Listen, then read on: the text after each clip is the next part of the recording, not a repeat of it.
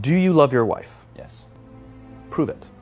Like, what's the metric? Give me the number that helps me know, right? Because when you met her, you didn't love her. Now you love her, right? Tell me the day the love happened. It's an impossible question. But it's not that it doesn't exist, it's that it's much easier to prove over time, right? Leadership is the same thing. It's about transitions. So if you were to go to the gym, it's like exercise, right? If you go to the gym and you work out and you come back and you look in the mirror, you will see nothing. And if you go to the gym the next day and you come back and you look in the mirror, you will see nothing, right? So clearly there's no results, can't be measured, it must not be effective. So we quit, right? Or if you fundamentally believe that this is the right course of action and you stick with it, like in a relationship, I bought her flowers and I wished her happy birthday, and she doesn't love me. Clearly I'll give up. That's not what happens. If you believe there's something there, you commit yourself to an act of service. You commit yourself to the regime, the exercise. You can screw it up. You can eat chocolate cake one day. You can skip a day or two. You know, it allows for that. But if you stick with it consistently, I'm not exactly sure what day, but I know you'll start getting into shape. I know it. And the same with the relationship. It's not about the events. It's not about intensity. It's about consistency, right? You go to the dentist twice a year, your teeth will fall out. You have to brush your teeth every day for 2 minutes. What does brushing your teeth twice a day for 2 minutes do? Nothing. Unless you do it every day, twice a day for 2 minutes, right? It's the consistency. Going to the gym for 9 hours does not get you into shape. Working out every day for 20 minutes gets you into shape.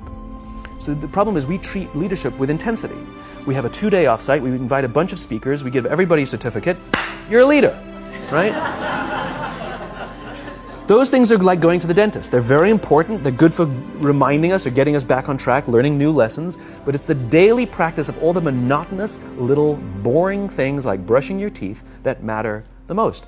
She didn't fall in love with you because you remembered her birthday and bought her flowers on Valentine's Day.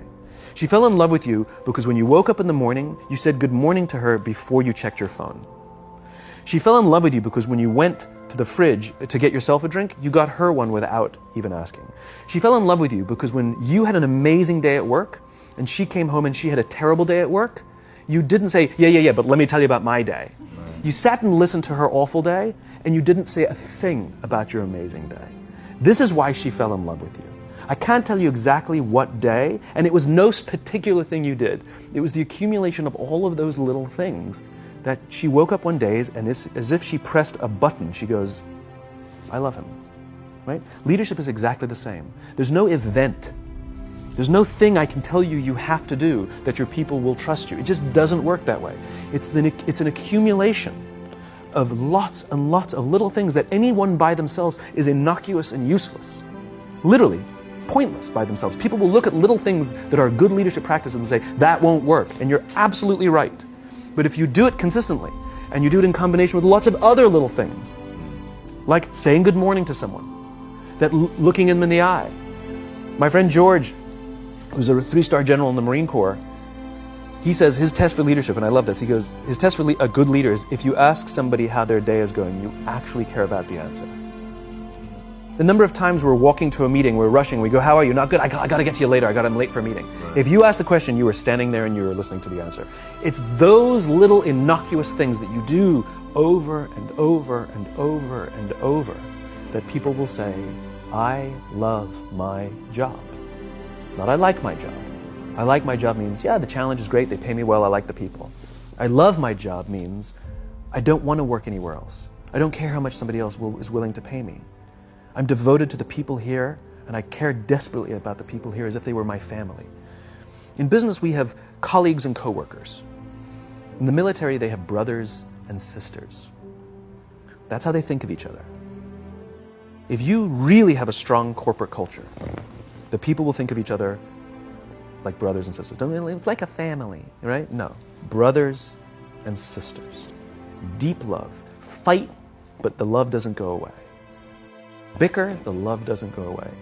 And I'll fight with my sister, but if you threaten my sister, you're going to have to deal with me. Right? We'll fight internally, we'll bicker with each other, but nobody's going to hurt each other, and if anything from the outside shows up, you're looking at a unified front. Brothers and sisters. Now, how do you create brothers and sisters out of strangers? Common beliefs, common values, parents, in other words, executives who care about their children's success, who care to raise their children, teach them skills, discipline them when necessary, help them build their self-confidence so that they can go on and achieve something more than you could have ever imagined achieving for yourself. That's leadership.